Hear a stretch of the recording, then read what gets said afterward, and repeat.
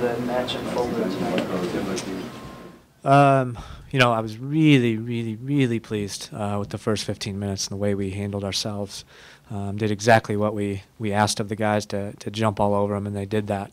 Really gave them no space to breathe, and really pleased that we capitalized in that first 15 minutes as well to put ourselves in a good place.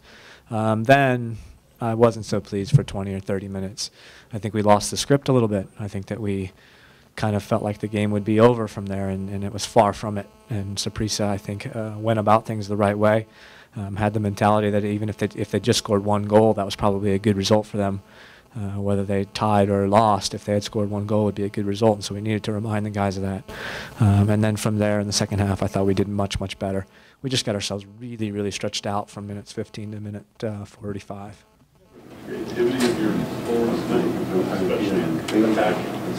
especially. Yeah, you know, Fabian started out this preseason just like a man on fire. From the very first day of preseason, I could see something different in his eye. He seems to be an extremely hungry player that wants to take the next step forward in this league and in his career. And he's played very well in both of the last two matches for me. So in spite of the lull that you mentioned, how pleased are you with the result? Extremely pleased. Extremely pleased. It was good to get a multiple goal win. Very important for us to keep the shutout. And so, you know, again, as a coach, you probably tend to look a little bit more at all of the minutes rather than the final score. So at the moment, I'm still searching for more minutes of what we're all about, because we saw a spell against Columbus the same way, where there was too many minutes where we just kind of lost the script a little bit. And tonight, for me, we still had that lull. We've got to get rid of that if we hope to win this thing. Can you talk about Raimondo's effort in the net? Made a lot of incredible saves. Yeah, you know, I think on any given night, you're going to have guys that step forward and play special.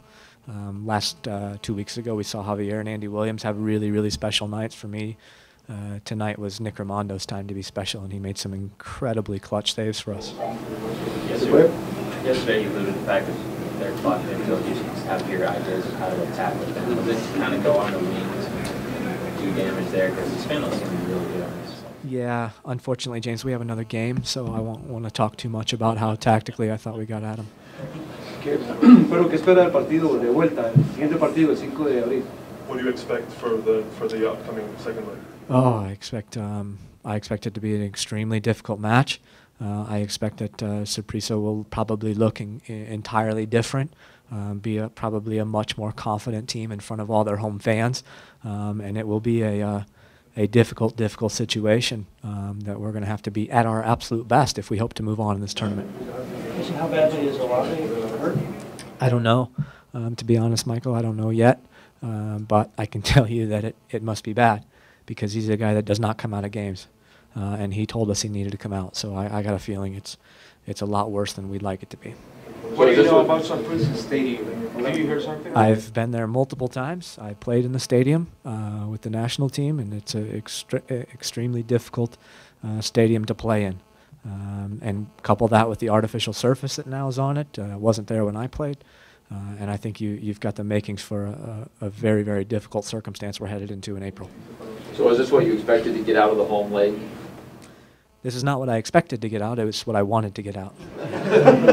Jason, can you talk about the impact of your defense? Seemed like all 11 guys were playing defense. Pretty much. Again, for that 30-minute spell or 20-minute spell, whatever it was, at the end of the first half, I started to see a few guys taking a few plays off. And we know, we have enough history together, that we know we can't afford to do that. We need everybody to be tuned in defensively for all of the 90 minutes for every single play. And reminded them again about that at halftime, and I thought we got better results in the second half. But yeah, I mean, all in all, you have to say you're pleased with a defensive effort where you walk out with a shutout. But for those 30 minutes in the first half, we gave up some real dangerous chances and had to rely on Nick Raimondo probably a little more than I'd like to. Usted es un técnico que le gusta el fútbol ofensivo. ¿Irá a Saprissa ofensivo o defensivo? You're a coach who likes attacking soccer. Will you go to Saprissa playing attacking soccer or defensive? No comment. Jason, you really controlled the possession for most of the game. What do you attribute that? We have a lot of talented players, very, very talented players that like the ball, that want to touch the ball. And we emphasize it every single day of training, that we need to dictate the tempo of the game, that we need to be the team that puts their foot forward, we need to be the team that wants to possess the ball more so than the other team. So it's not something that I'm surprised by. It's something that we expect and demand of the guys, and we're pleased when it happens and it comes off right like it did tonight.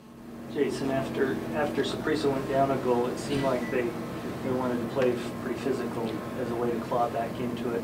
Is that something where you feel your team needs to be able to mix it up like that, or is that a style of play you want to avoid? You know, listen, I would like to tell you that we would never have to do that, and that's going to involve us always being ahead. So, you know, I don't, it's not something that we coach our team at. It's something that we're beginning to see a little bit more and a little bit more, as witnessed last week against Kansas City. And I think that we're going to see more and more of it as we go forward, because, as I said, it can be frustrating to chase the ball around the field for long stretches of time. I've been on plenty of teams where we couldn't possess the ball, and it got very frustrating to run around trying to get it. And so what I am very, very pleased with is our reactions tonight to that.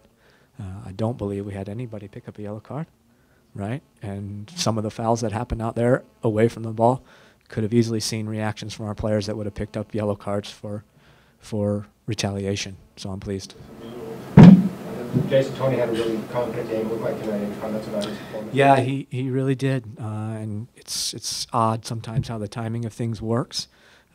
With Winger, you know, he was always slated to start the game. 2 days before the game happens, he rolls his ankle. And we're in a good position because, number one, Tony played 2 games ago. And number two, Tony had a very, very good week of training. And in the couple of days leading up to the game, he was probably at the most confident I've seen him this year. So timing was right for him. ¿Cuál jugador de Saprissa traería a jugar al Salt Lake? Aparte de Saborío, ¿verdad? What player from Saprissa would you bring to Salt Lake if you could pick one? Only one? I'm a big fan of the top 4 attacking players, the highest 4 players up the field. The one that started tonight, Martinez, at the point forward, I think he'd be interesting in our league with his pace. I think both of the wing players are very dangerous with their speed and technical ability to run the ball at players. And for me, Centeno would be a very good player in this league, and that he's a guy that can really pull the strings. The one problem is that there aren't enough teams in our league that play with that kind of player. Podemos pensar que usted plantearía el partido. Podemos pensar que usted plantearía el partido de ida, de vuelta, perdón, ofensivamente para poder meter un gol y obligar a Saprissa a meter 4. Another question about, you know, isn't it better to go on the attack in Saprissa to get a goal? That would force them to score 4. That's a good idea. I'll consider it.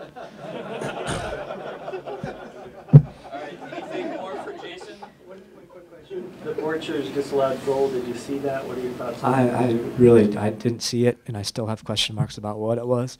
The 4th official, I think, told us that he pushed somebody, but I don't know.